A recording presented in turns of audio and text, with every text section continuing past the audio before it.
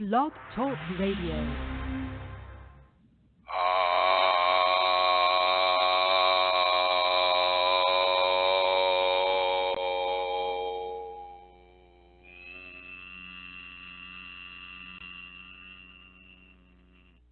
Hello everyone, this is Chrism, and I'd like to welcome you to this conversation about your Kundalini awakening experiences, covering a broad area. I'd like to welcome everybody who's in the chat room, and as usual, I would like to ask the chat room if the sound is coming through clearly. Please type it out there. I see we have Magdalene, we have Tomei, we have Yasin Beatrice. So I'd like to say hello to all of you, and perhaps you can let me know how the sound is coming through. And I'd like to welcome everyone on Facebook. Thank you, Magdalene. The sound is good, she says. Okay, so here we are. I'd like to welcome everyone on Facebook, and just as importantly, I'd like to welcome everyone who is listening to this program in the archives. So hello to all of you future people as you listen to this program. Today, I'm going to delve into Shaktipat. Shaktipat, Sanskrit word for transference of energy, but it's much, much more than that. And you are most welcome, Yasin Beatrice. Thank you for being there too. The Shaktipat is much more than that. It is a transference of consciousness. It is a transference of energy. It is a transference of searching for the words here. It can be so hard sometimes to find the words for these things. It's a transference of divine motivation. It's one of at least the way I give it, it is not placed upon a person in a way that they cannot still survive in their daily life. And so, you know, some of the gurus in India, what they like to do is, you know, they'll go ahead and give the Shaktipat to the individual, and then the individual wanders around the ashram definitely in an altered state, and in an altered state that they will be in for quite some time. And I'm not allowed to do that because I don't have an ashram. I don't have a safe physical place where people could just wander around and talk to the grass, or, you know, observe the leaves falling, or any of the various things that happen as you begin to transfer consciousness from one reality into the blended reality. So my Shaktipat is much different. It lasts for 25 days, and it involves the safety protocols. For those of you that don't know what the safety protocols are, then I would ask you to go to www.kundalinisafeties, all one word, .com. And Victor has blessed us with a website there that describes the safeties and gives, you know, much information about the safety. So once again, I'd like to shout out, thank you to Vincent. I'm sorry, not Vincent, but Vincent, not Victor. It's just a V name. Sorry, Vincent. Please accept my apologies for that. Anyway, so as a person has gone through their life and they've experienced different people, let's just say they've experienced trauma, or, you know, any of the spiritual gurus in India, but they haven't received a Shaktipat, but they've still been practicing, they've been studying, they've been doing a lot of their own personal inner work. Then they come and they partake of the Shaktipat that I give for those 25 days. And boom, you know, they enjoy an awakening or an activation. And one of the things is that, you know, perhaps they've been doing, you know, a lot of hallucinogens, like ayahuasca, or perhaps peyote, or some forms of mescaline, some of the sacred cactuses. Perhaps they've been partaking of psilocybin, which I don't recommend when a person has Kundalini, but it can also activate it. Or Amanita muscaria, any of these types of entheogens, and they don't activate the Kundalini, and then they come and take the Shaktipat and boom, it's activated. You have to understand that divinity is not it's not unintelligent. It is very, very, very intelligent, and it knows what you have done, and it knows the right time, the right place, the right moment within the individual's lifetime to bring all of this to bear. Because the practices that you have done and the experiences that you have done are not wasted time.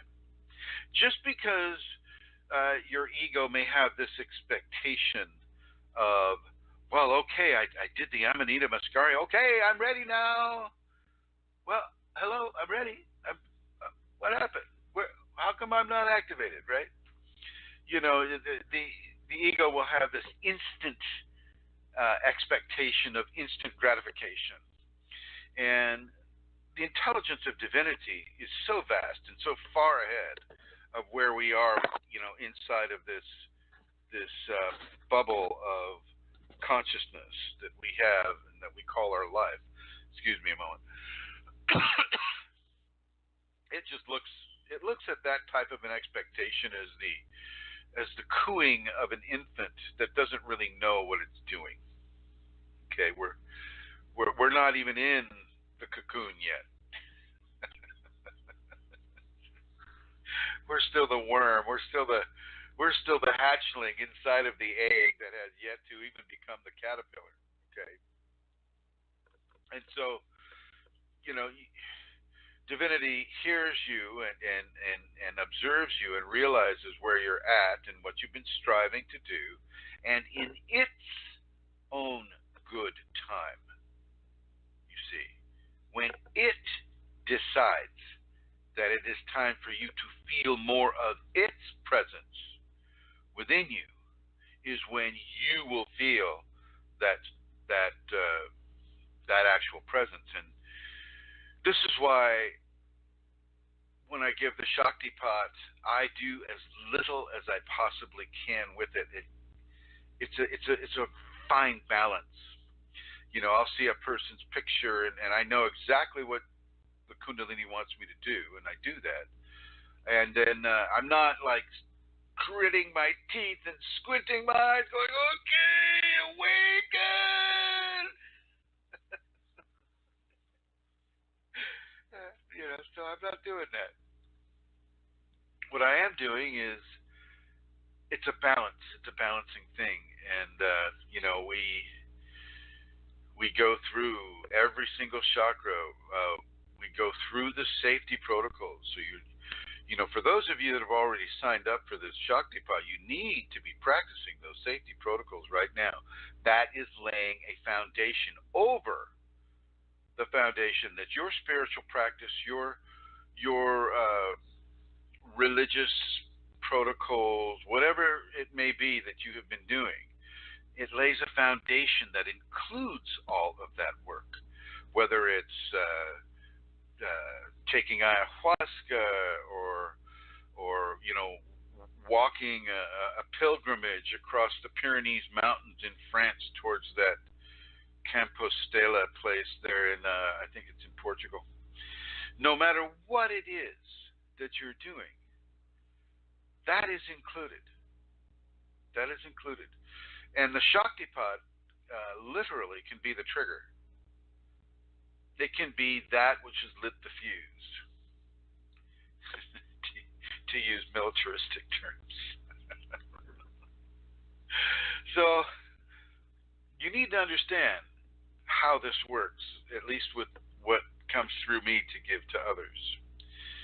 It is a summation of a specific level of life experience based upon spiritual concepts and the karma of the individual. Karma meaning what actions, activities, beliefs, understandings that a person has had in other existences that have been compiled for this lifetime.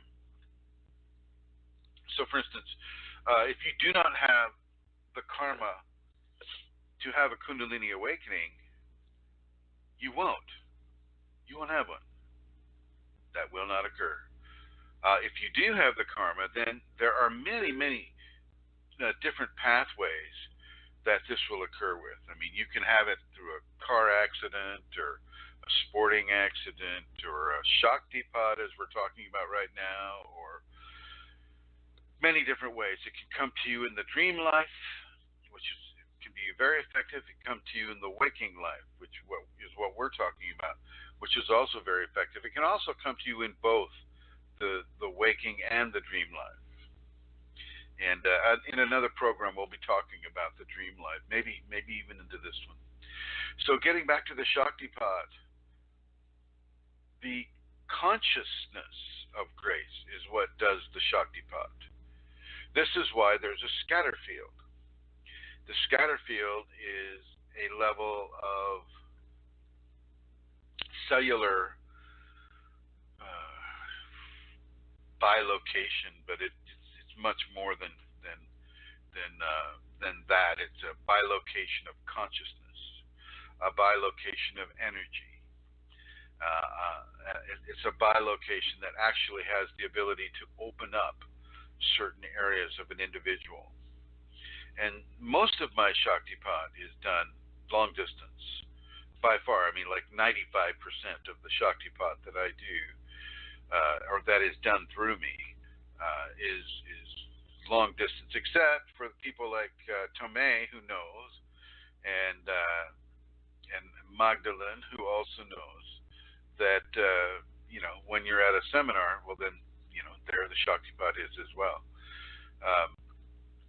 People have high expectations for the single moment gratification of, wow, okay, I'm inside the Shaktipat, I should be instantly enlightened. And typically, it is my hope, although I'm not in control of it, it is my hope that does not occur. It is my hope that does not occur because of the difficulty that would bring into a person's life. Living in a society that is literally controlled by the ego and being that one point of enlightenment inside of a population that is tremendously huge. Okay. That being that point of light in such a sea of darkness can be a very, very difficult thing. God does not make it easy for you just because you're enlightened. God doesn't say, oh, you're enlightened now, everything is easy. Not that way at all. Ask anyone that's reached that level of Kundalini. It's a long journey. And when you take the Shaktipat, yes, you are definitely shortening that journey, and you're definitely focusing in on a very specific aspect of that journey. But it is by no means is it going to be a guaranteed level of ease and comfort. There is some ease and comfort, but it is not part of the overall expression of it. The overall expression of it is that of transformation. That's the overall expression of it. To be the point of light is to become that point of light. So when you have the Shaktipat and you're following the protocols rigidly, I might add, people need to follow those protocols rigidly. You do not scamper off into some other technique or some other belief system, thinking that, wow, gosh, if I mix those safety protocols and then what Amma told me to do, or what Jaya Shulasta Anamahanda told me to do, and I just made that name up. So, what that guy told me to do, and then it'll be even more powerful. No, no, no, no. No, you must follow the safety protocols rigidly. The Shaktipat I give, thanks to the mercy of the divine, is based in the safety protocols. And, the safety protocols you're doing vertical yoga, a form of vertical yoga, which is very easy, called the Five Tibetans. And then you're doing emotional yoga, such as forgiveness, compassion, service, truth, these types of qualities that are also mixed in to the vertical yoga. You're doing the emotional yoga. You're doing the mental yoga. Part of the mental yoga is figuring out how to blend the emotional yoga and the physical yoga together. Okay, so there's a level of figuring that is done as a form of mental yoga, and then of course the ego is the psychological body of the five bodies is the ego, and the ego is being retrained. The ego is being taught how to surrender itself, how to surrender control over the decisions of, in the control of the life of the individual. And this is something that separates me slightly, I think, from some of the other spiritual teachers. They're always saying, "Kill the ego, kill the ego," and I've never, ever, ever thought that killing anything in regards to Kundalini is part of that path. Kundalini supports life. Even when you ostensibly you kill an animal or you kill a plant, which is just as important a life form as an animal, and you consume that, well, that life force, that consciousness, everything there is transferred into you. So it is continuing to live. It's just living through you, living through your flesh. But killing the ego is not an option. Retraining the ego is the only option. Well, no, I take that back. You can totally give in to the ego, and that will put you on a very interesting, painful, difficult path if you must. You give in to the ego, you're basically giving into your fears. So let's say you've been practicing. It's like, oh yes, I want the Kundalini to infuse me. I want to be at one with God. I want to be everything that I can possibly become. I want. But it has to be easy.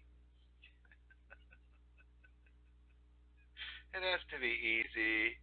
There's, it has to be happy, fun, enjoyable. There can be no contesting of how the ego wants to be, and that's, following the ego path.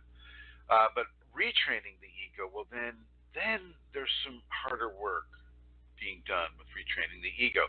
Most of that work is done through self-correction. So, if the ego is wanting a certain thing, well, I want to dominate. I want to be the leader. I want to have all the attention focused on me. I want to be the ultimate narcissist. All these things, and the higher functioning consciousness, your mental functioning consciousness. No. No. We are here to serve.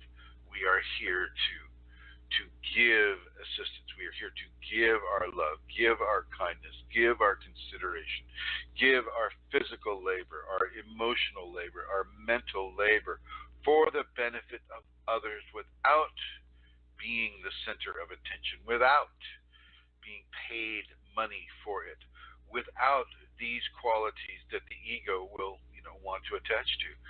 This is done through a level of self-correction, and this is done also within the Shaktipat. Shaktipat is a very, very complex system. It's a very, very complex equation, and it's a tapestry of many, many, many different threads or systems within a single expressive and receptive equation. it's very, very important for people to understand this. It the Shaktipat can be life changing. But but you'll be asked, it's like, well, hey, dude, like, did like the Shaktipat like do anything for you?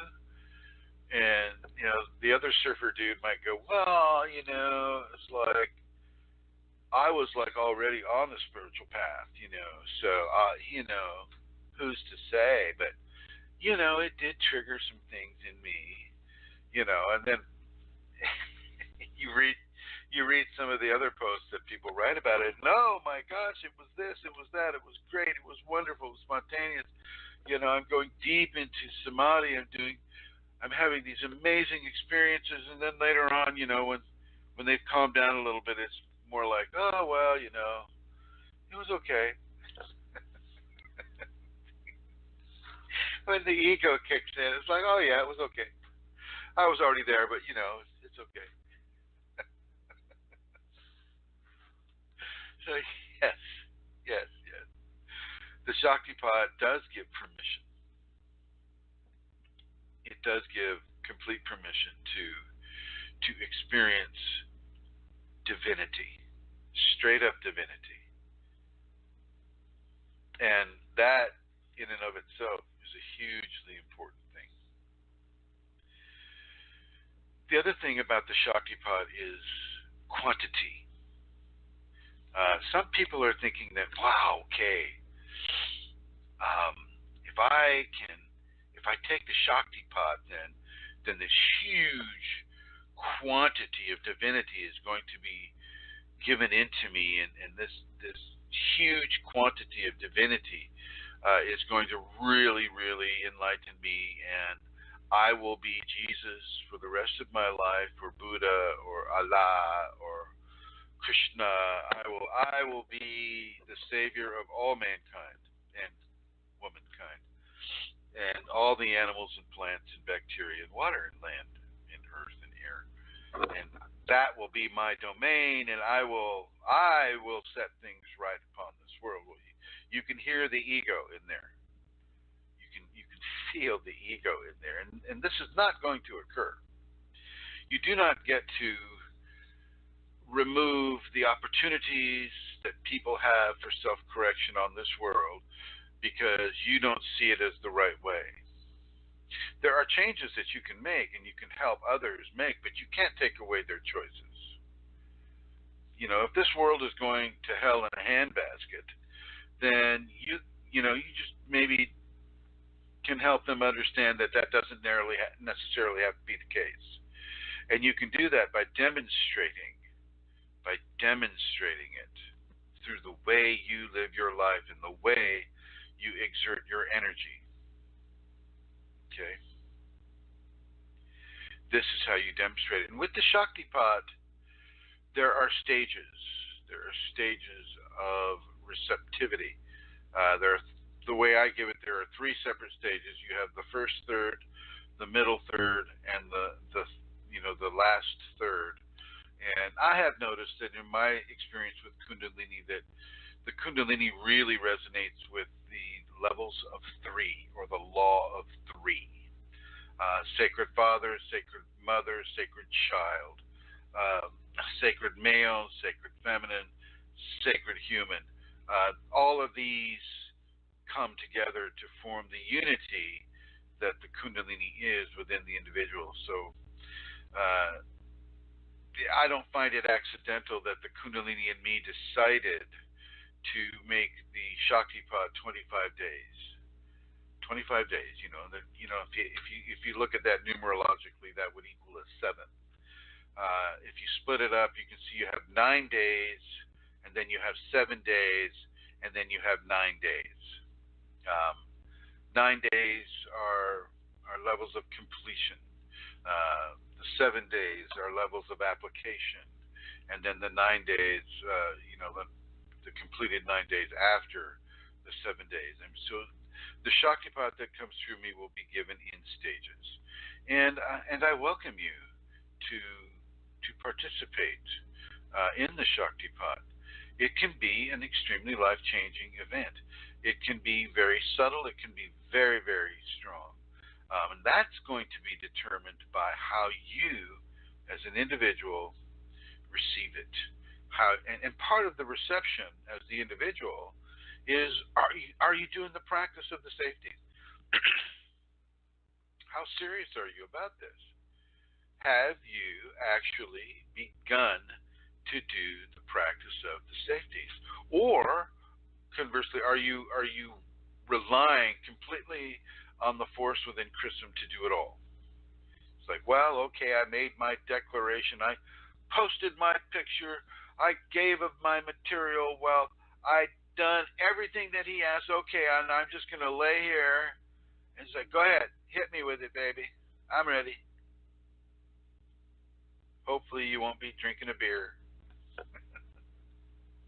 Hit me with it, baby. Lay it on me. I am now ready. I have enlightened me. You know, and you're not doing anything. You're not doing any of the protocols. I don't suggest that you should have the expectation that if you're not putting in the time and the effort, then that which flows through me will recognize that lack of time, that lack of effort, and reciprocate that. Okay? There is a level of personal responsibility in receiving the Shaktipat. In the Shaktipat that I give, that is given through me, you have to still be able to drive a car.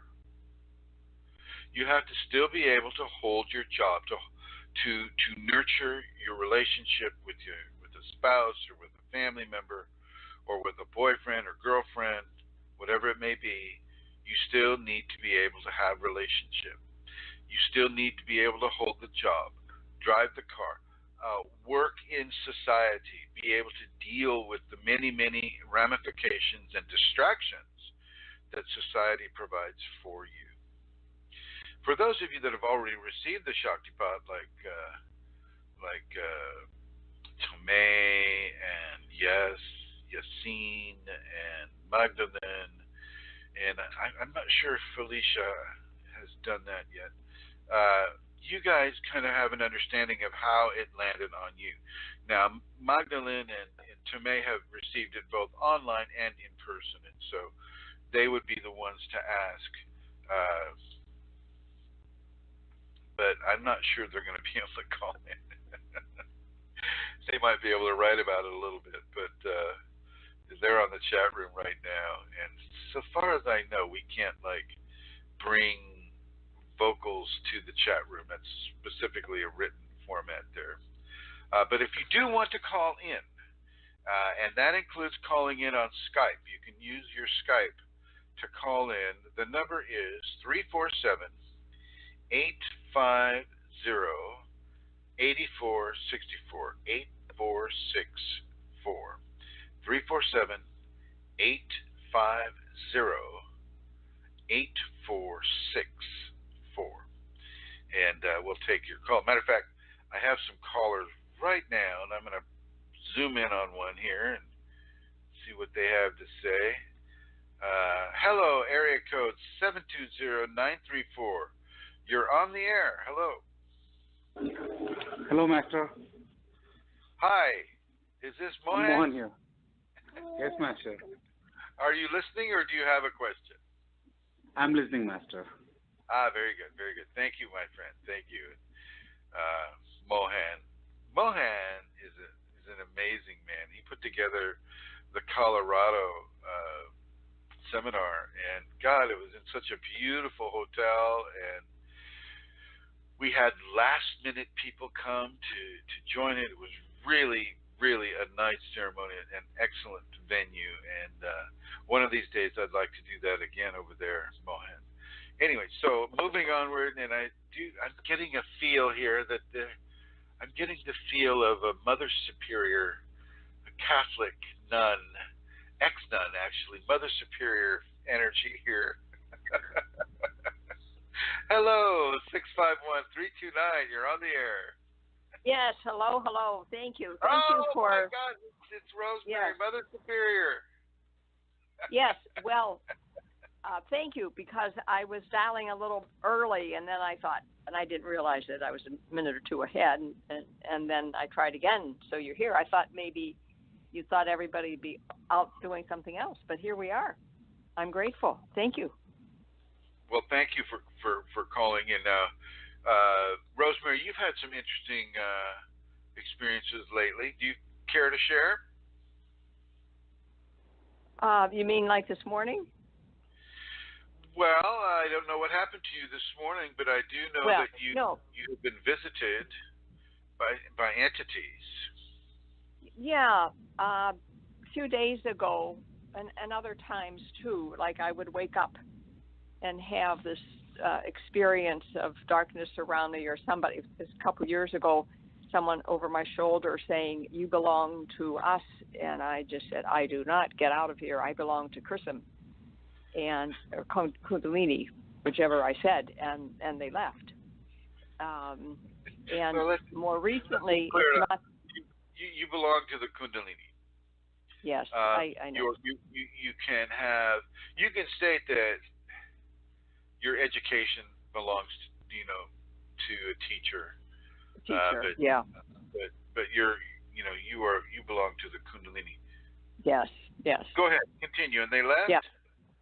So, and that time, yes, and I knew the most important part about that lesson was I had attracted that energy. I was very upset with a sibling and unforgiving and just doing that behavior that you say not to do, and that's what brought them.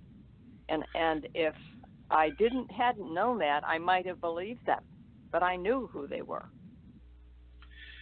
And that's such an evolution for you, Rosemary. Whereas, 2 or 3 years ago, you would have cowered in a corner of your room, shaking with fear, calling me up at 3 a.m, going, "Oh my God, something's visiting me in my room, and I didn't invite it in." Right? Oh, I'd like to think it's not that bad, but I would have called I'm kidding. Yeah, no, I'm kidding. It would feel like that, but more recently, in the last couple weeks or so, there was one that wasn't that direct, but it was around me, and I just said no. And it did, and I just went to sleep. I wasn't upset. I wasn't calling you middle of the night, and no. So I have learned, and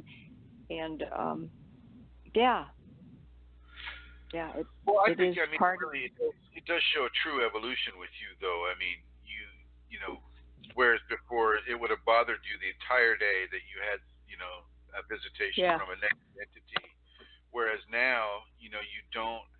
You can basically say, "Not interested. Good night." Yeah. And that's actually a really great place to be. That's a really great place. And they left. And it also demonstrates your, the effectiveness of your practice and of the work that you as an individual are putting in. Now, what you say, I belong to Chrism. It's not the corporeal Chrism that anybody would belong to. It would be the grace. And we all belong to grace. Chris Mitchell belongs to Chris Mitchell too. That's great. Yeah. Let me tell you about that. Jeez Louise, I get self-corrected in amazingly strong ways. So I also belong to that which flows through me as well. And so you know what? It is a correct way to say things, but it, in our egotistical society, that sounds so wrong. So wrong, and so this is why I'm treating it again, because people need to understand the context of what you said and why. I realize, but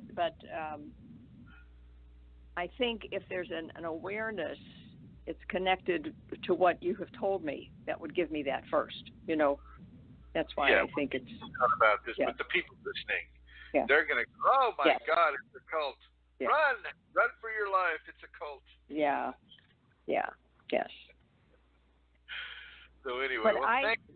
Yes, go ahead. Go ahead. One other thing, when I was asking, because I sent you a message there on Facebook, but what happened when I get up in the morning, and during the week I'm up 5:30, 6 o'clock, but Friday is a little different. I don't have any early exercise classes. But when I got up and I'm thinking I'm going to start, I usually do start my morning practice right away, but somehow or another I was just walking through it's all on one floor for me in my office in the living room, and everything was not in a bad way. I was seeing things that I wanted and needed to do today. And what I did and spent maybe 20 minutes or so lining some of that up, and instead of going right into my practice. But what I was aware of was all of this that I'm talking of, just needing to tend to today and wanting to, how rich my life is. That's what I got this morning, how rich my life is. And that's through my connection with Kundalini and listening and really consulting with you, because there's a lot of options. But that's what my morning and my day has been like, to be grateful. And I am so grateful. This, just being part of this community and the Facebook communities, and it's very touching. Very touching. Well, there isn't anything that's more, nothing that's more important. Extremely powerful place to be in, and that is also part of the Shaktipat, is to have that experience of gratitude with you every day, in many different ways as you can. And you have that, Rosemary. You have that. You've partaken of many Shaktipats, and as I know, you are also in line to have this Shaktipat coming up for the summer solstice. Yes. And I look forward to joining you with that. So thank you. Thank you. I'd like to welcome David Sulabarizde to the chat room. In addition to Zura Zoidze. So I'd like to welcome both of you to the chat room as well. And what happened to you this morning, Rosemary? I just told you. Oh, that was today. Oh, yeah. That was this morning. I mean, clearly distinct from any other experience. It's been mostly the list of things to do, and I do them because I said, but it was not. It was rich this morning. It was a gift today. It was an awakening of sorts. Yeah, definitely, and to be filled with that level of gratitude also carries with it an energetic signature as well. And that is also something that people, when they go into the Shaktipat, really want to have active within them. It's very important to have that active within you, because that has a way of focusing receptivity. So, I can only say congratulations, Rosemary. You're doing very, very, very well. Please continue. Yes, and I know it's my practice. I know. Well, it's your life now. It's your life now. The way you live your life. Some of the things that you haven't said that also increase receptivity is your public service. You are doing you started out doing public service with the homeless for a number of years. Even I think before I met you, I think you were doing that really, just through the way you live your life. But after you met, you were making sleeping bags for the homeless, providing shelter, giving them food. You literally, because you live in Minnesota and it gets really cold. Yeah. Although it doesn't snow as much as they say, that's just for the tourists. But you literally gave the coat off of your back to a homeless woman, and I think that, God, that says a lot about you. And now, can I tell the piece of that, the honest piece of what it was confronting for me? I had taken some coats. I went to the Goodwill and got some coats, and they're mostly men in that area, so I took them there. And then I saw on the edge this woman with needing a coat, and I said to me, I have a coat. So I did. I went over to her, but I'm a coward.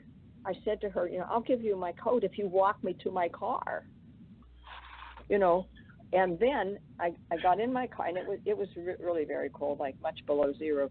And so I gave her my coat, and I was very glad to do that. But it's about a 12-minute ride, 12, 15 minutes. And I was praying all the way that my car something would happen to my car, because what was I going to do? It would be, I'd be in danger. So that's how much of a coward I am in some things. So yeah, you can cut yourself down all you want, but the very fact of the matter is that you gave it, a level of warmth to another person that you didn't have to give to. Yeah. This is the type of service that I'm talking about with Kundalini. Yeah. I just want to congratulate you, and you've moved on. Now you're reading to little kindergartner children and even preschool kids. I'm not sure of all the points. Maybe you can say.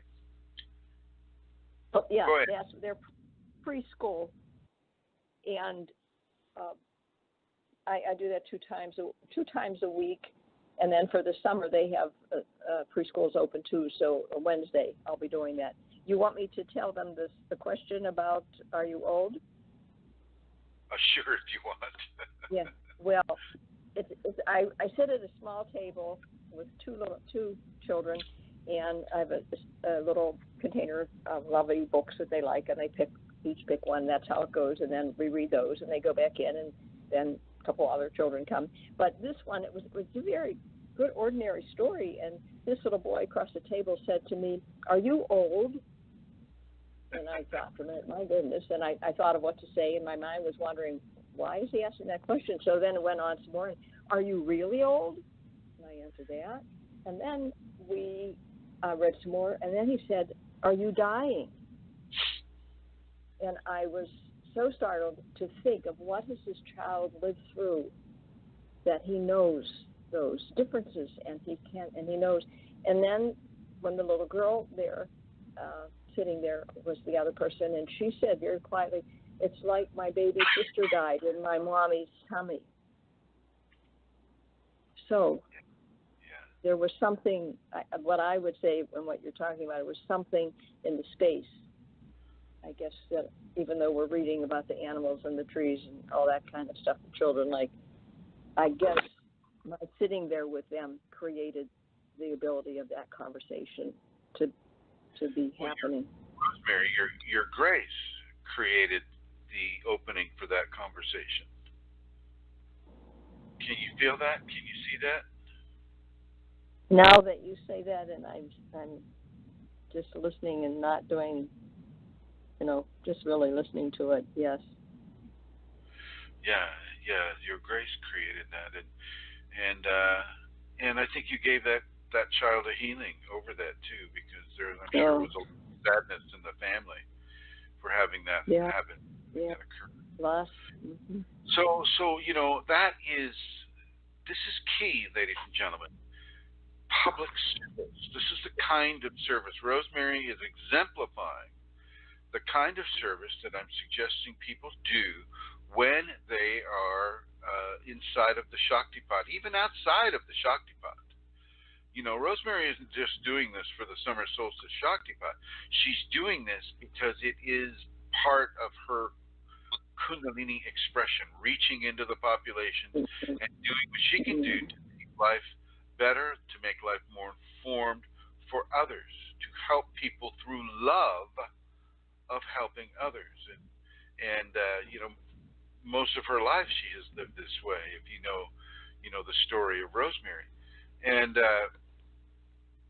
this is what I recommend all of you to do who are involved in the summer solstice Shaktipat. Thank you, Rosemary. Thank you very much. Thank you. I am grateful. I'm just grateful. I know the source of this life, my life, and the life that you're talking about. If that's radiating from me, I'm grateful. Thank you, my dear. Thank you. And I'm going to put you into the sacred masculine mode here. And I'm going to go on to our next caller, and I want to say hello to area code 951, prefix 833. Hello, and you're on the air. Hello, am I on the air? You are on the air. Wow, that's amazing. You're coming through loud and clear. There's a story behind this, but it's not as interesting as perhaps a question or two I might have. Sure. Chrism, I'm recently following your Facebook page, and would it be okay if I asked just a question about your Kundalini experience? Like maybe go into the background, Sure, like the background, like what was happening in your life that, let's say, previous to you having your awakening, was it expected? Did you know what was happening? Do you have any insight into what caused it, led into it? I know what to say. All my life, I've had Kundalini phenomena, from being a little child and having the very strange phenomena occur to me over and over and over. Something my parents could not explain. My siblings were not having it, but I was having it, and I was not supported in this phenomena, but I still had it. Everything Can you describe? Oh, go ahead. That's what you're going to do. From breathing underwater to having out-of-body experiences to meeting entities. When I was a younger person, the entities that I would come in contact were very kind and very helpful. And over time, I became acclimated to this phenomena. So it became very natural for me to see an entity, or to have an out-of-body experience, or to know things that I'm not supposed to know. The acceptance of death, the having what's the attitude? Not attaching to things, having this non-attachment quality to my life, and so this was natural for me, and it intensified as I got older. Actually, when I reached the age of 13, not all of it, but most of it stopped, and I was allowed to have 10 years of normalcy. To go through junior high school and then go to high school. And then as soon as I was out of high school, it started all over again. And this created a contradiction for me, because I just had 10 years of being like my friends, cut off from much of the knowledge that I had earlier as a child. And then that all flooded back in, and I became obsessed with figuring it out and knowing what it was, and I found myself living in a haunted house in Knights Landing, California. And this house was built in 1876 by Judge J.W. Snowball. His last name was Snowball, and they called it the Snowball Mansion. And I was renting a room out of the Snowball Mansion, and one night around 10 o'clock at night, I saw this kind of a silvery cloud float across the ceiling, and I thought, wow, that's an interesting reflection from the pool right outside my window. There was a Olympic-sized pool there. And the next thing I know, I was paralyzed, and something was sitting on the edge of the bed, so much so that the bed springs were squeaking as it sat down and leaned up against me, and then it turned towards me, and it tried to meld itself into me. And I was not so agreeable with that. Wow. And this reminded me of the stuff that would happen to me as a kid. And so even though I was frightened I wasn't out of my mind with the fear, but I was like, oh man, this is coming back. And then I was informed that there were 3 bodies buried in the basement below the basement. And I was thinking, well, great, lovely. Here I am paying rent in this house, and there's, I'm basically living in somebody's cemetery. And so I decided to find the bodies. So the basement was also being rented out, and I thought, well, geez, where? I understand it's a Victorian home, but where do you get the 3 bodies in the basement or below the basement? I mean, what the heck is that? And then I found the root cellar. Wow. And so I went into what kind of cellar was it? What kind of cellar was it? Root cellar, where they used to store the roots in the 1800s. This is where they would store potatoes and the what they call the root cellar. And interestingly, that has correspondence with the root chakra as well. Wow. Okay. And that was under the front door. So they had a huge veranda. It was a beautiful, beautiful, decaying Victorian mansion. It had 3 stories, and it had a ballroom above my room. There was an actual ballroom where in the 1870s, Judge Snowball would invite the local dignitaries there in California, and they would have these dances up there. Wow. And I would have out-of-body experiences where I would go through the ceiling, and I would be in the ballroom, and I would be looking for entities there. Because by that time, I knew I had ghosts, and so I knew that I was going to look. If I could see them, I was going to get them. Wow.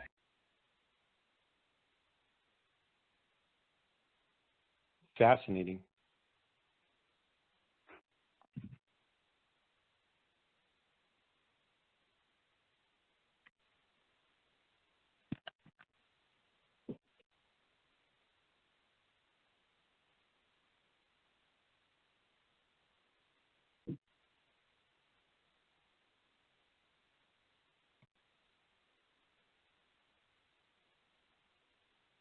Not hearing you.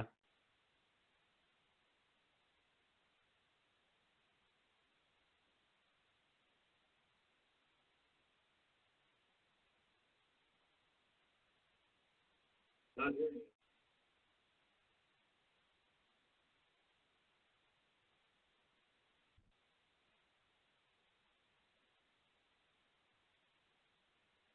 Hey, Chrism, I think your sound cut out. I'm not hearing you on this end.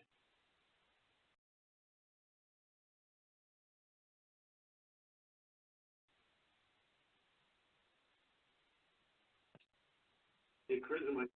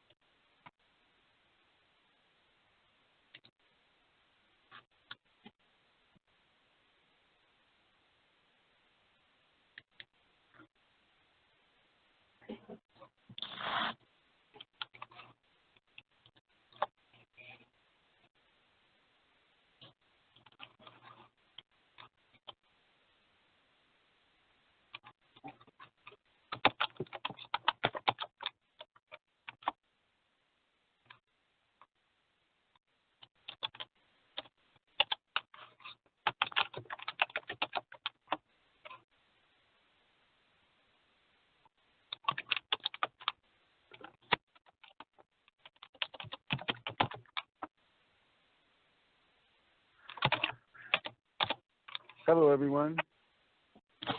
Hello. Hello. So you can hear me then? Now I can. Oh, okay. All right. Well, I've had to call into my own program, so. Oh my gosh. I know. This is like I get these interesting experiences with Blog Talk Radio. So where did I leave off? Can you tell me? Yeah, well, the last time I heard you, okay, you started to talk about the root root cellar. Okay, all right. The root cellar, and so and you were a little bit beyond that, but that's roughly where you stopped. Yeah, and that corresponds with the root chakra. Anyway, so this huge experience that I had there at the Snowball Mansion really blossomed within me, and everything came back from my childhood, and all of those experiences came back. And like when I was 9 years old, I would go out to an Indian burial site that was about a quarter mile away from our house. I lived out in the middle of nowhere on a farm, and there was this really old Indian burial site, and I would go out there as a child, and I would sit facing north, and I would say, "Spirits of the universe, send me a gift." And I would always get a gift. I'd get a bead or an arrowhead. It would kind of like materialize right around me. And so as soon as I'd ask for the gift, and I'd start looking around, and boom, there's the arrowhead or the bead or the feather or whatever it was. Yes. And anyway, so after the snowball experience, I became very intense in my desire to know, to really know, and I started delving into areas of divination, and I became quite adept at divination. I knew because I had a certain knowing that had been with me since infancy, and I knew certain things, and then I started going into this activation phase that I didn't know was an activation phase, and it culminated in the merging with divinity, which would be the awakened phase. And from the awakened phase, the first spinal sweep I had took place back in before 1990.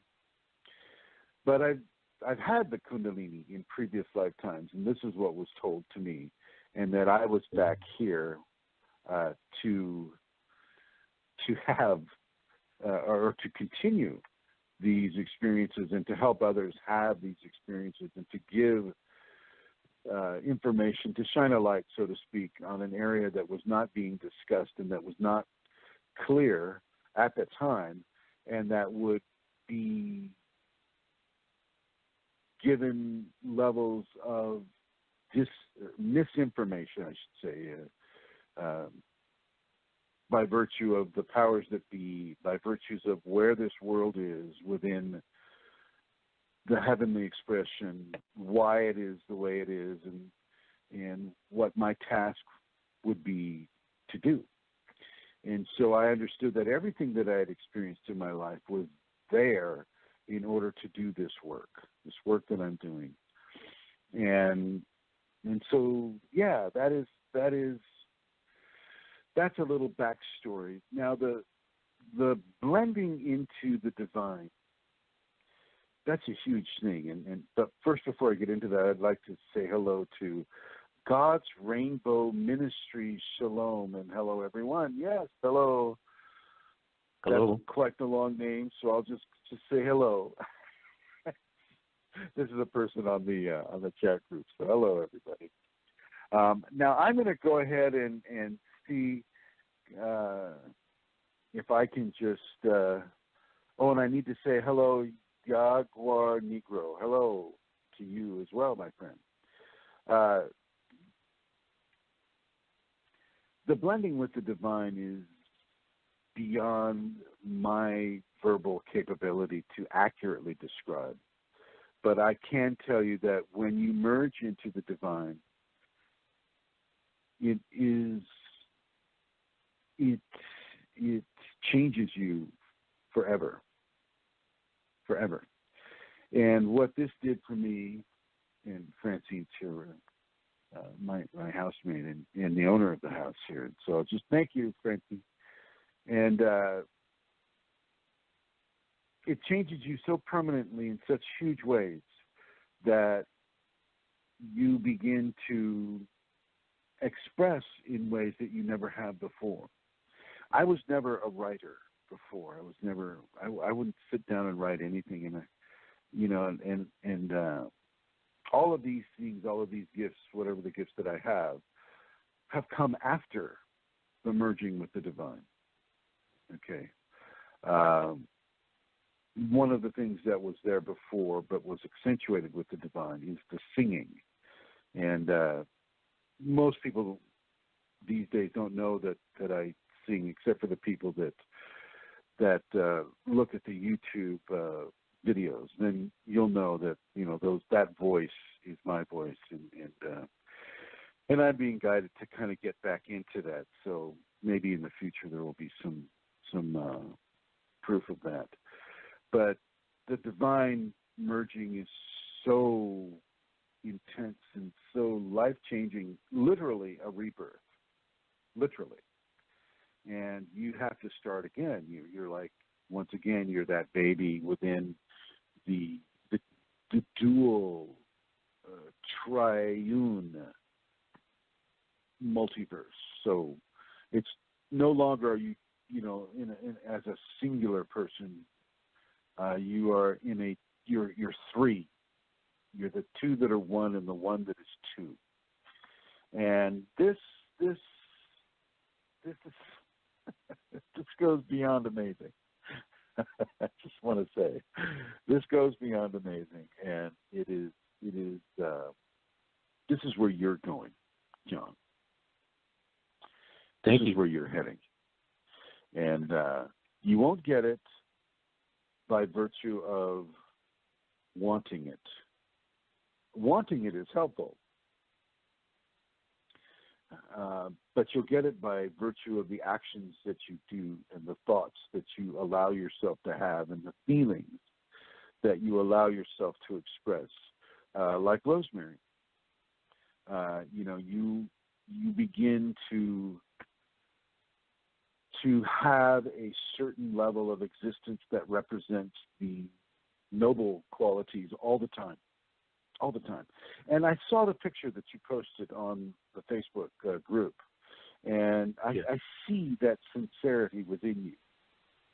And so I know that you're going to get there, and I know that you have done certain practices that allow you to accept grace as a dominant force of expression through you. What practices have you done for the benefit of the audience? What have you been doing? What brought you to this? Well, do you mean previously to starting the safeties, which I started, I don't know, a month or two ago? Before that. Okay, well, I when I was a teenager, I started. There were some books that influenced me, and I got interested. I went to a Catholic high school, but oddly, unlike anyone around me, I developed an interest in Eastern religions, Buddhism, Hinduism, Taoism. In particular, there were some books about astral projection, which fascinated me, and I started meditating when I was a teenager, and I did for several years. But then when I got into college, I never lost my interest in spirituality, but I stopped meditating when I was in college, and that was a good 30 years ago. But I never lost my interest in spirituality. I always sort of dabbled in it to some degree, and then just reading something or asking questions and searching on the internet. And then I think what I would say is that over the last few years, some things in my life, perhaps I had a second awakening in my interest. I think a lot of it had to do with my the relationship I'm in, the romantic relationship I'm in. is with somebody that comes from a really conservative Christian background, and I think that really stimulated me because this person, and I have a wonderful relationship with her, but we're both very spiritual, but we came from different ends of the spectrum, and it really, this relationship really, I think, compelled me to delve deeper into, questioning why do we have such different views on certain things, like Western Christianity, and so I think that really sort of compelled me to study deeply again, and I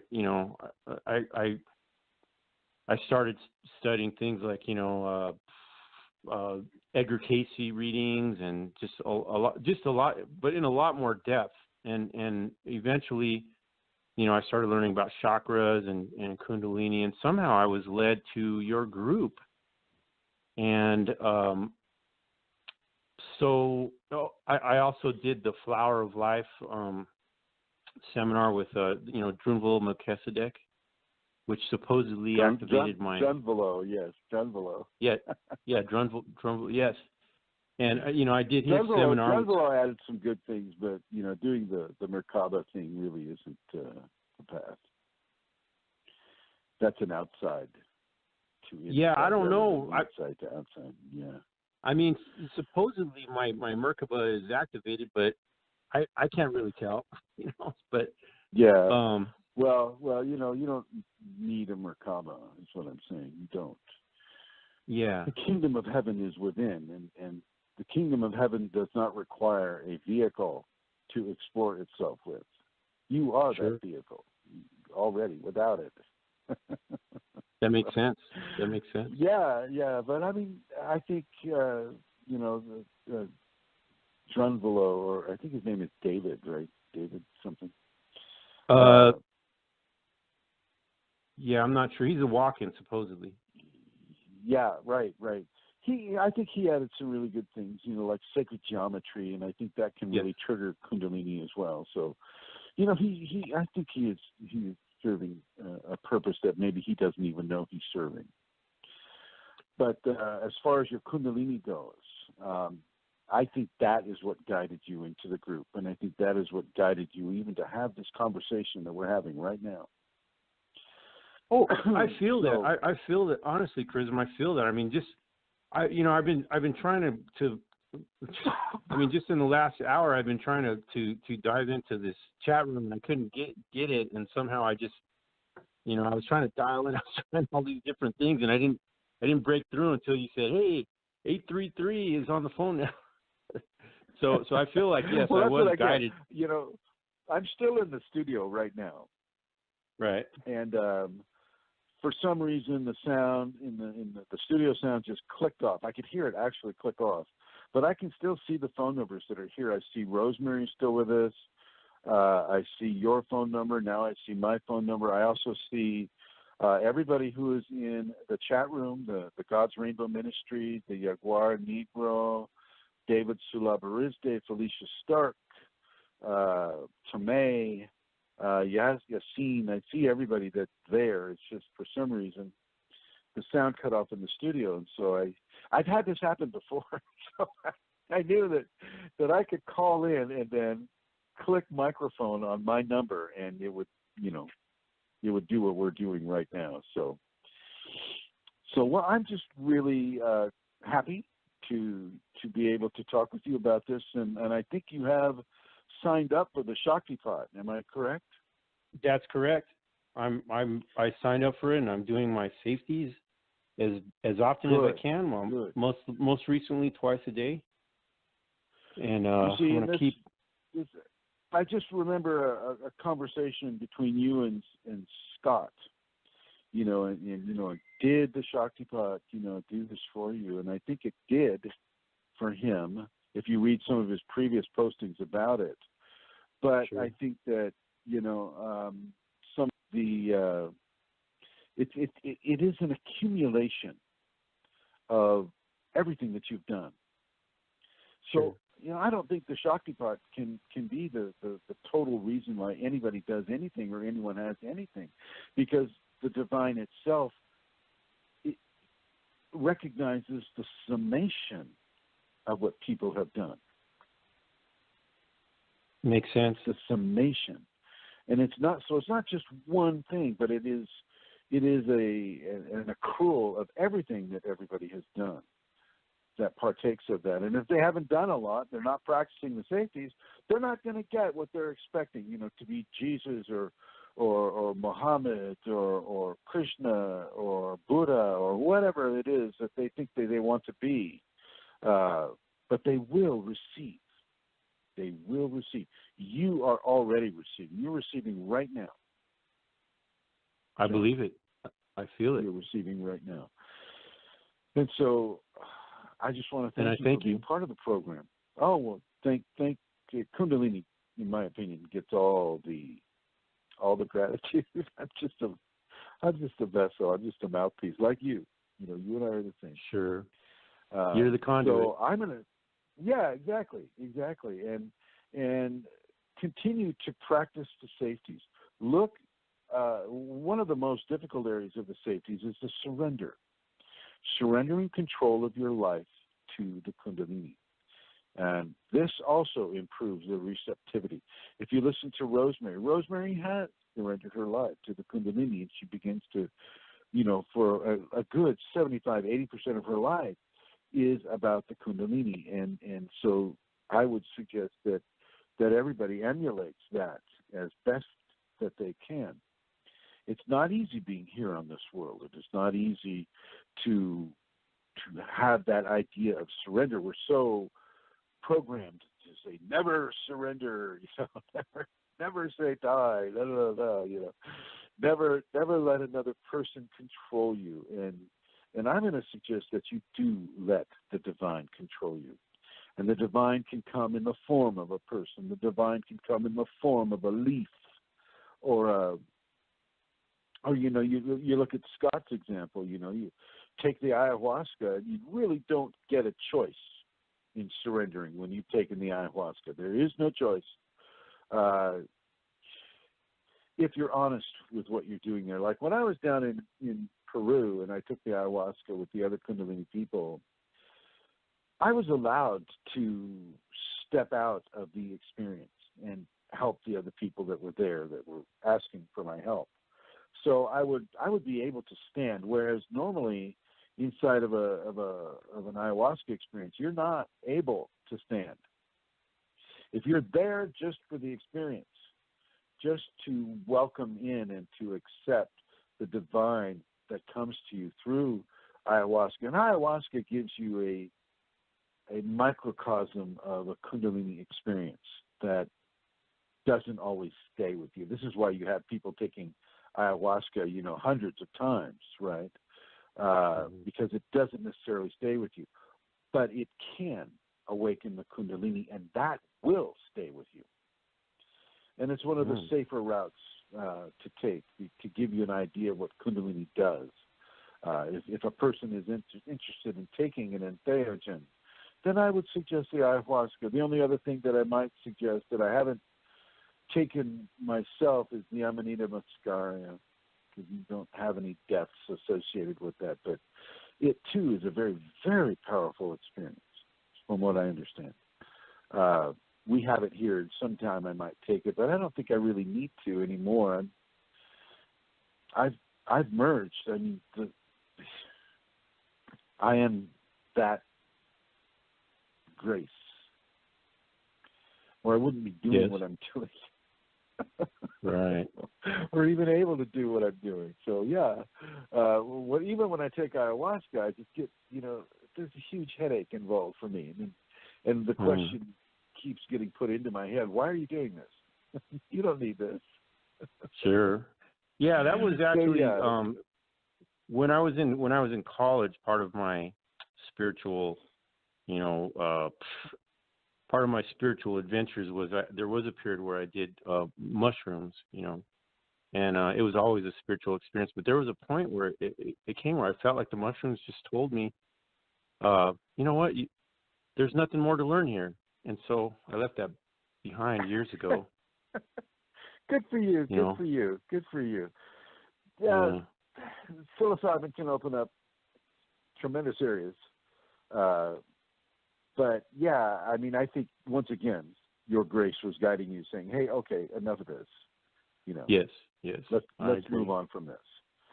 Because it isn't about taking a substance. That once again, as I said about the Flower of Life workshops, that's an outside to in application, and what Kundalini is an inside to out manifestation. The kingdom of heaven is within. Sure.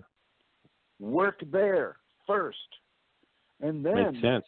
You know, as you have the Kundalini, as you awaken to the grace within, then the grace will decide where it is she wants your focus to be or your attention to be, right? Yes.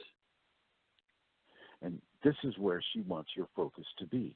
This is where this right here, right now, what you're doing right here, John. This it appears is that way. Your focus. Yeah. And this will be a lifetime of focus and manifestation for you, because as you merge into grace, as you merge into the divine,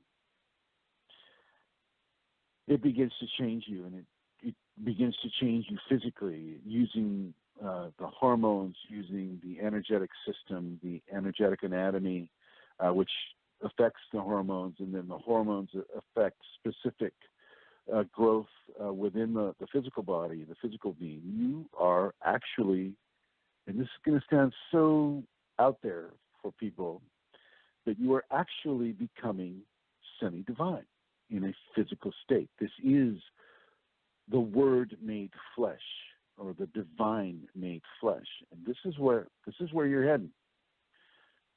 And I just want to congratulate you being on this journey. Well, thank you, and I do. I don't know if you remember, but I did ask some questions on Facebook, which you helped me with because of some of the physical symptoms I've been getting with. Ask for the benefit of the people that are listening to this program. I've got 39 minutes left on the show, so go ahead and ask. Ask them again. Okay. Yeah. Well, what it was I think there was a post on the Facebook group about caffeine. You know, something about. Oh, yeah. You know, should I take caffeine during my awakening? And I had some questions because I noticed that my body has been going through changes, curious changes over the last several years. And like for instance, most recently, I noticed that I could no longer if I drink coffee, I get painful bumps underneath my skin, and yeah. And you might get mouth blisters as well. Yeah, and that's something that never happened to me before. But there's been these changes in my body that, similar to that.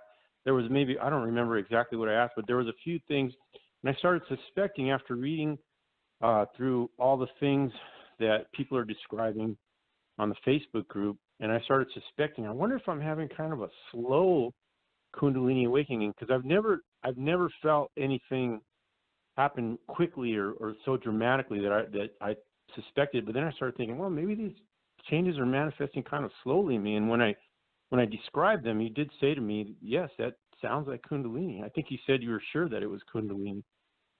So, and mostly it has to do with the way my body reacts to certain foods, and it's been happening for a number of years. I don't tolerate I guess foods that are not bad for me, like refined carbohydrates, caffeine, things like that. I notice that I'll get highs if I eat certain things, and that's something that never happened before.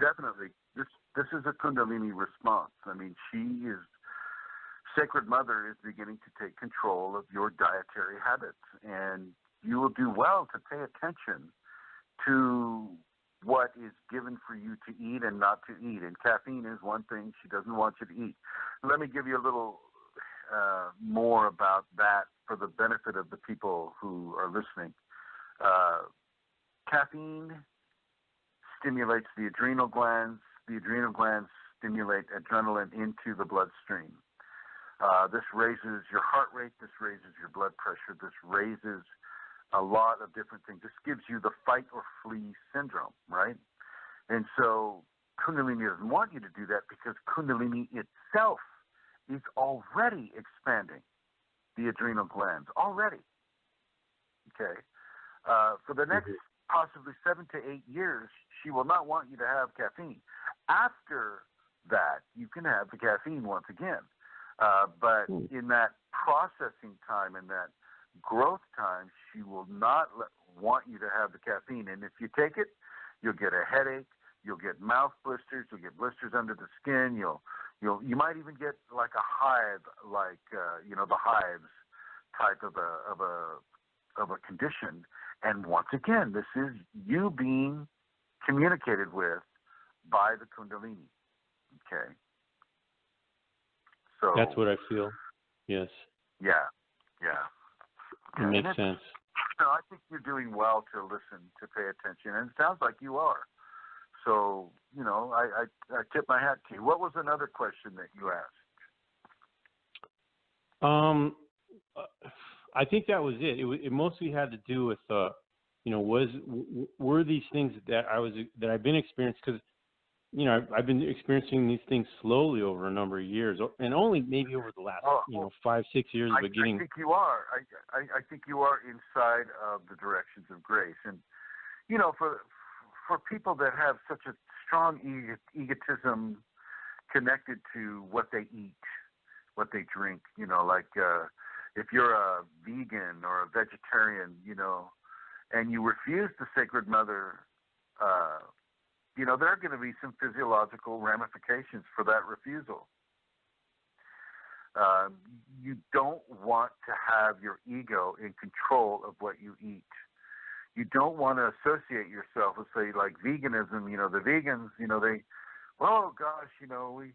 I don't want to eat anything with eyes. And it's just because they haven't seen the eyes of plants. They don't realize that everything has eyes. Everything. Paramecium have eyes. Okay? Yeah. And so they're basing their ideology, their dietary ideology on not wanting to inflict pain on other creatures. And I totally understand that. That's part of what ahimsa is. Ahimsa is a Sanskrit word for, do not kill, do not cause harm, do not cause pain, that for another creature, for another human. And so I understand that, and I have compassion for their position. But this is not a world where you get to allow yourself in the higher states to choose what you eat. Kundalini grace will choose what you eat. And sometimes she will turn you into a total carnivore. All you'll get to eat are different kinds of meats. And this is a teaching of the carnivores. This is the teaching of the wolf. This is the teaching of the spider. This is the teaching of the serpent. This is the teaching of the lion. This is the teaching of the big cats. This is the teaching of the killer whale. This is the teachings of the praying mantis, the teachings of the wasp. Wow. These teachings are incredibly important to you. Yes, you'll have the teachings of the horse and the teachings of the herbivores as well, and you will get to have that experience where you just eat of the plants and the grasses of the field. But it is not all about those areas. It's about the higher organisms of the hunt. The hunt on this world gets to eat too. And it's the attitude that you take by being a part of the hunt that clarifies for you why the Kundalini is coming to you as a spider, as a serpent, or as a lion, or as an eagle, okay, or as a dolphin. A dolphin is a carnivorous creation. And so, you have to open yourself to the control of grace. You don't get to manifest that control over yourself anymore as you come in deeper qualities of the Kundalini awakening agenda, as separate from the activation agenda. Right now, you're in the activation form. but you're leaning towards now as you take the Shaktipat, as you practice the safeties, as you surrender your life to Kundalini, as you surrender and give yourself to God, to divinity. You that will all take makes the sense. teaching. Yeah, you'll take the teachings that she has to give, and there is no turning your back on God. And you don't need to tell God what is the right thing to do or the wrong thing to do. God already knows. That makes sense, and it resonates with so much that I've taken in. Well, this you're on this path, John, and there's that's why it resonates so well. It's because you're there. You're on the path. You are on the path, and the path is upon you. The path is upon you. Okay. So, I thank you. It's thank important. you. Oh, thank the Kundalini. She is providing this teaching for you and for everybody listening to this program in the archives. And I want to just repeat for you listeners, especially for you in the archives, the sound went out. And so there's a space of about 5 to 8 minutes where there was no sound coming through, and that was me scrambling over here to fix it. And I don't know if it's fixed or not, but I know that I'm on the phone, and I know that I'm being heard, certainly by you, John. But if David, if you could post again, and just to let me know that it is being heard. And for those that are listening on the Facebook group, hopefully you know what occurred. But if you didn't, if you just joined us, and if you revisit the archives, there will be a time blank in this recording. And so I just want to let people be aware of that. Thank you, God's Rainbow Ministries. They are posting, you are being heard. So there we go. And Zura is saying yes. Thank you. I appreciate that feedback. This is the go around on the technical side of things. So anyway, thank you, David. Yes, indeed. Yes, sir. Chrism, I just want to make a little comment on related to the post that I just put on Facebook. In doing the safeties for me recently, as I said on my post, probably the most powerful aspect of the safeties has been the forgiveness for me recently. Yeah. Yes, I saw the picture with you and Amma, and I believe that's your spouse there. I don't know. No, I don't know. That was a picture I just pulled off the internet of Amma. I'm not in that picture, but. Oh, I see. Okay, all right. Yeah, that wasn't me. I just pulled a picture just to make it interesting, but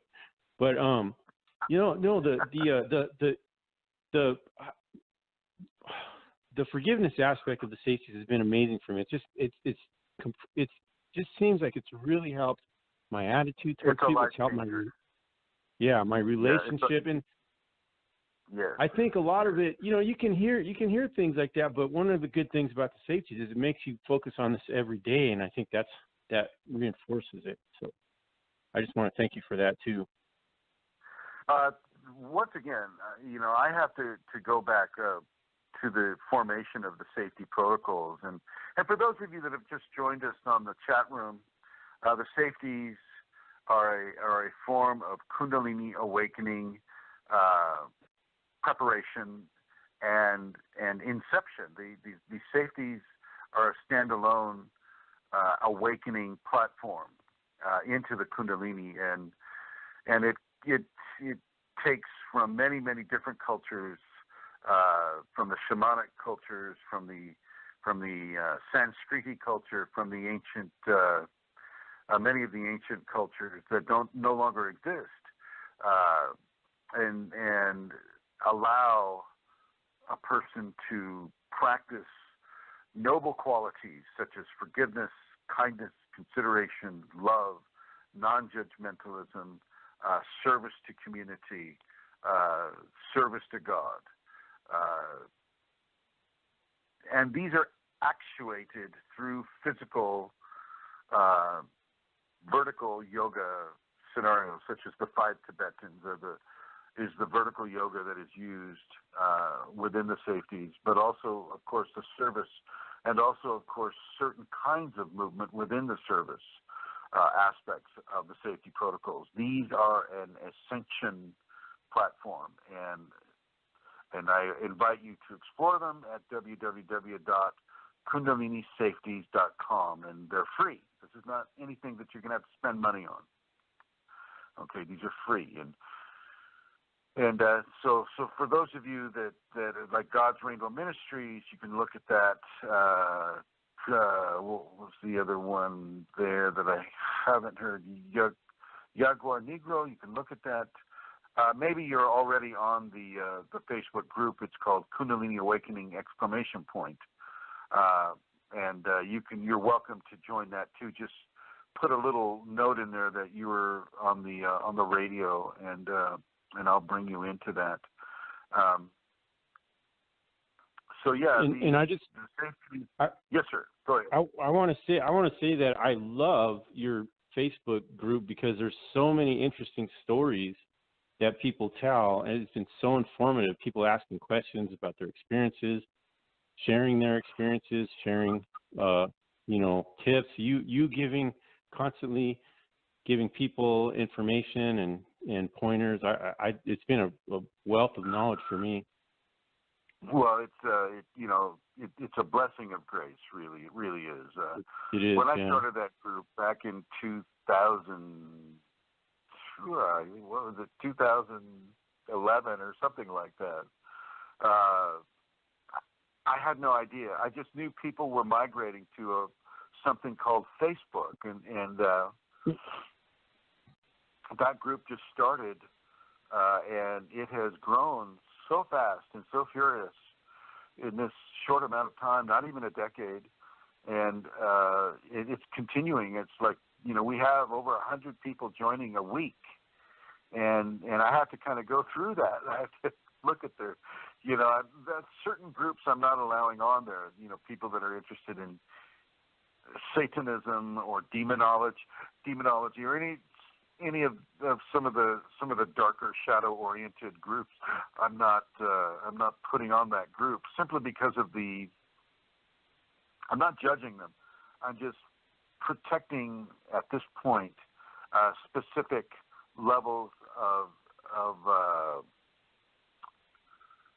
growth that people are having within the Kundalini. And if God and the divine want them to have the experiences with those forces, then God and grace will provide that for the person. But I am not being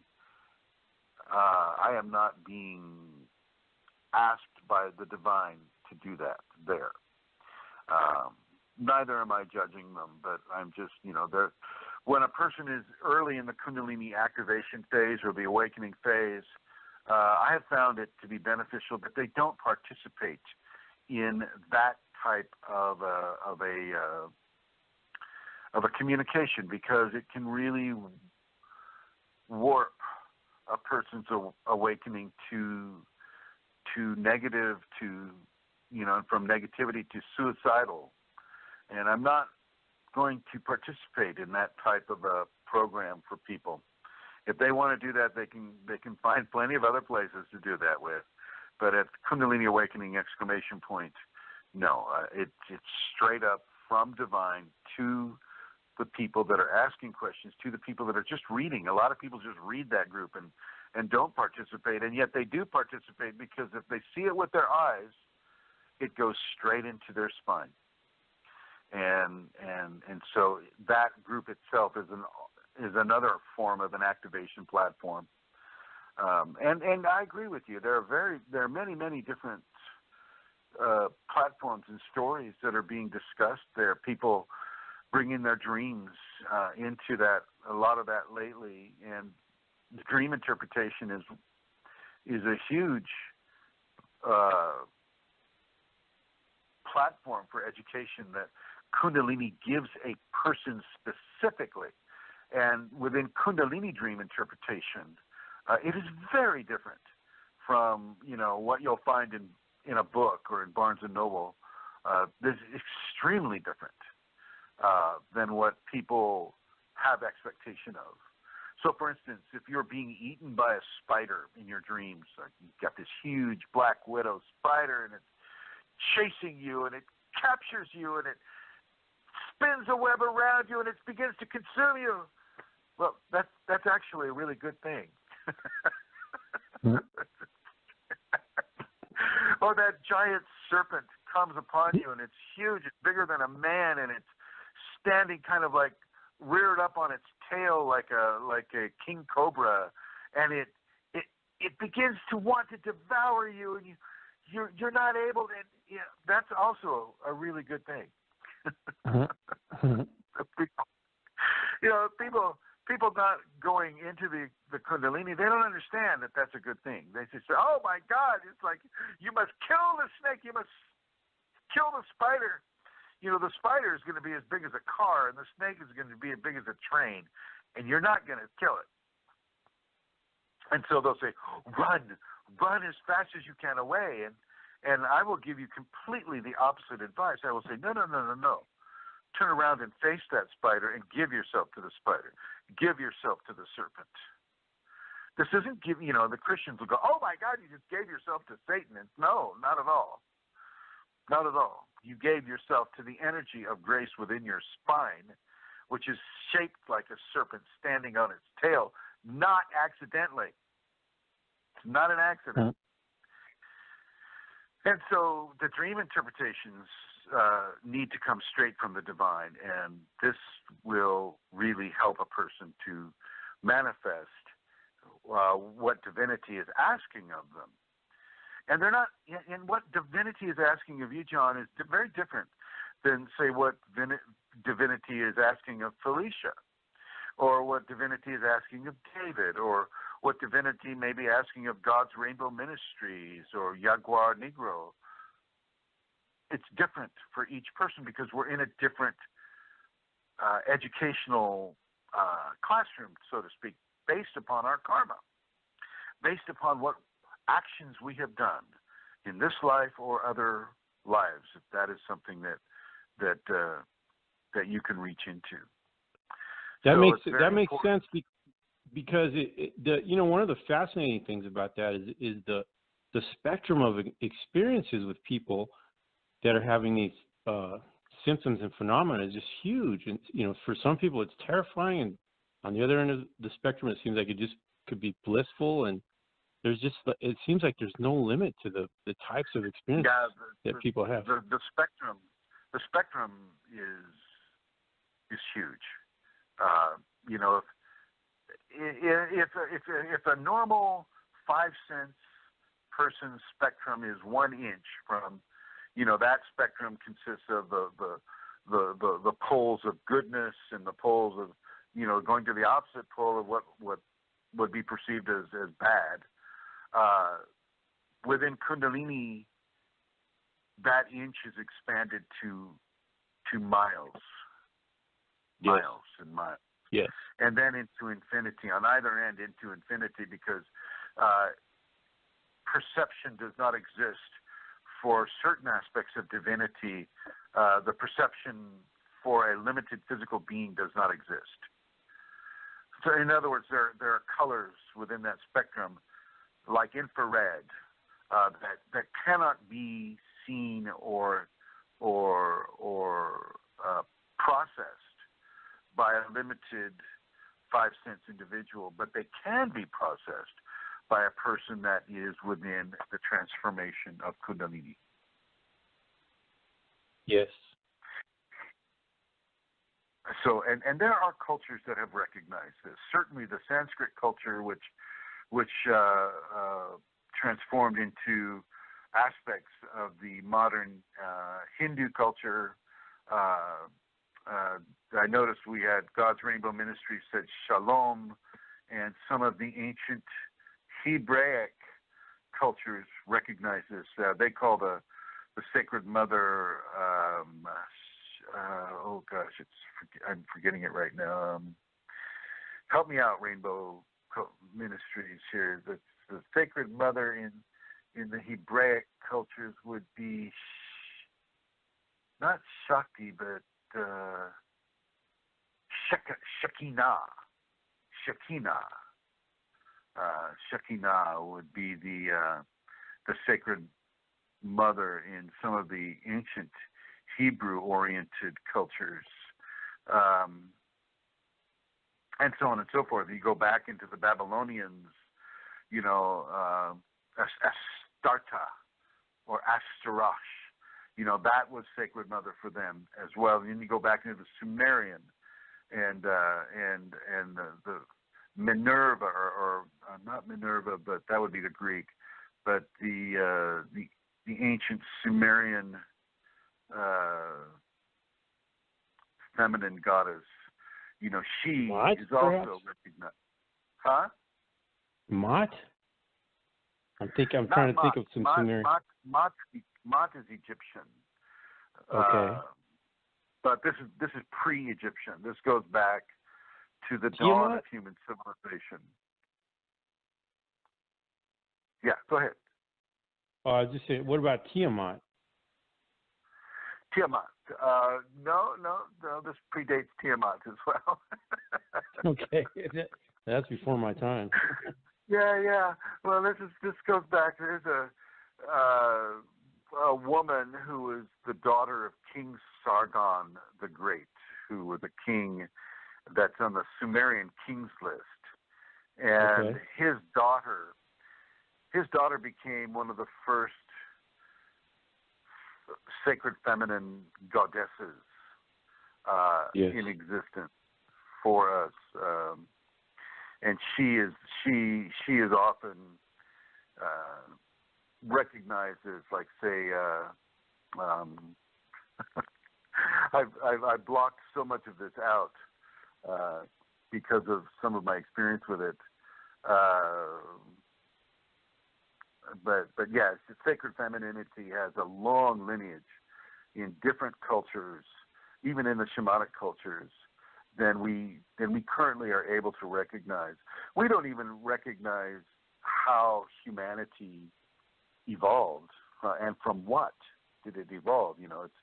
It's it's part of the whole creation things, and we don't want to know, and we're not allowed to know by some of the powers that be here on the planet. All I can say is, Zachariah Sitchin had more right than he had wrong. Put it that way. Yes. And it's interesting for people to recognize that. Sure. Looks like we have another caller. So now I'm going to continue to let you listen, and I'm going to go to the next caller, my friend. Thank you, John, for calling in. It's Thank very you. kind of you. Thank It's you, good to talk Chrism. with you. All right. Same Putting here. you in the sacred.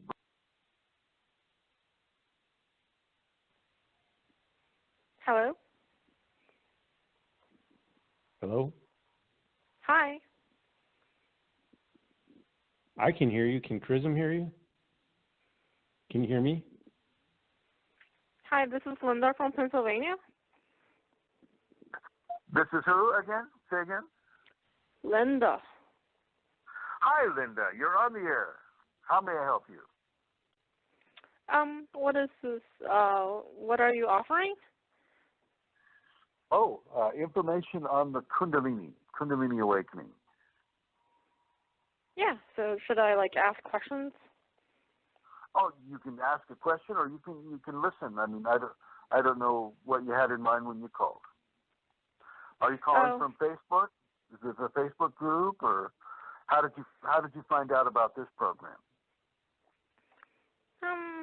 I was just browsing the spirituality live shows. Oh, I see. I understand. So you were browsing the Blog Talk radio shows. Got it. Yeah. Well, do you have a question about Kundalini that I can help you with, or is there something of interest for you with regard to Kundalini? I don't even know, exactly what it is, Well, you can see it as the divine manifesting at the base of your spine. So everybody is sitting on their divine throne, so to speak. The Kundalini is a source of divinity, a source of power that is dormant in most people at the base of the spine, the last three vertebrae of the tailbone. And when a person activates that by virtue of the divine momentum within themselves through their karma or through divine guidance, then a very, very specific level of transformation begins to occur within that person. And that's what we talk about on this program. Oh, is it like only related to like the root chakra or something? Yeah. The root chakra is where the Kundalini is dormant in the person. Yes, indeed. Oh, so what like the earth star chakra, and also that's below the root, and the one above the root, the sacral. What developing those two also help? Well, what happens is, divinity comes in to each of the chakras and begins to awaken specific understandings and evolutionary tendencies and begins to transform each of the chakras along the human spine into a divine expression that's different than the current level of expression that is given through just being born on this world. I was like listening to the root chakra, right? Like music, and like the more I listened to it, like for a while it was cool, but like later the more I listened, like I had to turn it off because when I was listening, I just felt jealousy, I turned it off and I'm like better. Yeah. Doing that would excite specific levels of egotism that need to be worked on by the individual. So for you, that would be jealousy. Jealousy would be something that you'd want to look at and to begin to balance out in your life expression. Jealousy is a level of fear, a fear of being abandoned, or a fear of not being good enough, or a fear of something within the level of being coveted. You covet something that someone else has because you don't have it. And so the root chakra is where that exists for people. And so if you're experiencing jealousy because you're listening to root chakra oriented music, well, it's exposing a certain part of you that you're being given an opportunity to balance, to come into a balanced flow with. Taking out the fear, so to speak, the fear of loss or the want of gain. Understand? So I found that meditating helped with jealousy, like breathing slowly. I had to like meditate every day for like 2-3 hours or 8 hours a day. Like doing a slow breathing. Good. Like, for like Good, half a year, and then my jealousy got better. And just don't stop doing that. Keep working on that jealousy. That's more of a karma thing for you right now. Yeah, like I haven't felt it for such a long time. Yeah, jealousy is a huge thing. It controls the lives of people in past lives. I mean, you can have life after life after life that is dominated by jealousy and the effects of jealousy upon the person. And then you'll come into a lifetime like this lifetime for you right now where it's over with. You've received the teachings of jealousy. Now you can move on. And so you go into your meditation and you take the expression of jealousy out of your current life expression. And so you don't find yourself locked into jealousy anymore. Okay, so if you see a boyfriend or girlfriend or a spouse or somebody looking at another woman or man or whatever on the street, and you can see them appreciating that person from a physical level, whatever kind of level, there need not be jealousy anymore over that. No more possessiveness. You see what I'm saying? Should I like keep listening to the root chakra music if I'm starting to feel jealous, or it's just good to feel it? Well, actually, you listen, you listen to it, and you feel the jealousy, and then you work on that jealousy. So you turn the music off, you work on the jealousy, turn the music on, see if there's any more of that irritation left, by virtue of jealousy. Turn it off if there is, work on it, turn it back on, see if there's any more left. You see what I'm saying? Recently I noticed it's only there when I listen to the root chakra, like I don't listen and well, it's fine. If it's stimulating jealousy in you, then that's something that you're being triggered with. And so you want to work on the jealousy within yourself, because after a while, the music will no longer trigger jealousy in you because you've worked it out. Okay. So keep listening, right? So keep listening and keep working on it. Okay. Keep taking cool. Jealousy out of your expression. And I want to thank you for calling in. Because jealousy is a big issue. That's a big issue. I'm going to put you in the blue right here so you can listen, okay? Okay, thanks. So, ladies and gentlemen, jealousy is a huge issue. And it's a huge issue within Kundalini awakened people and activated people. These are primal issues that have to do with competition for a mate, competition for power and position, competition for having enough food to eat. Jealousy is all about that. It's a survival symptom that you may no longer need to have controlling your life. And so this fear of loss and want of gain, you're afraid to lose it. And if you don't have it, you want to get it. And if somebody else has it, you want to take it from them, like the bald eagles do with their fish. If they see another bald eagle with a fish, well, they'll come and try to take that away. Or wolves, or sharks, or what. This is a primal thing that you want to learn how to take out of your expression. Divinity does not have any need for jealousy. It does not have any need for jealousy. Jealousy is a form of fear. And you do not need to have fear inside of a divine transformation. Very important for you to realize that.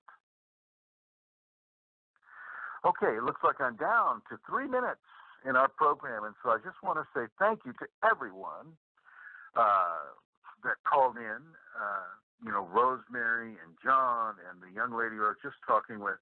Thank you for your patience with my technical difficulty here. I'd like to say thank you to Zura, to Kundalini Divine and God's Rainbow Ministries, Zurazoid, to David Sulabarizde, to May, Jaguar Negro, and Yassine. I'd like to say thank you for everybody in the chat room. Thank you for everyone listening on the group in Facebook, Kundalini Awakening ! And thank you to the secret benefactor that provides this program to exist. Thank you to everyone that is going to partake in the Shaktipat. I invite everyone to do that. And thank you for listening, ladies and gentlemen. And it like I started it. Here we go.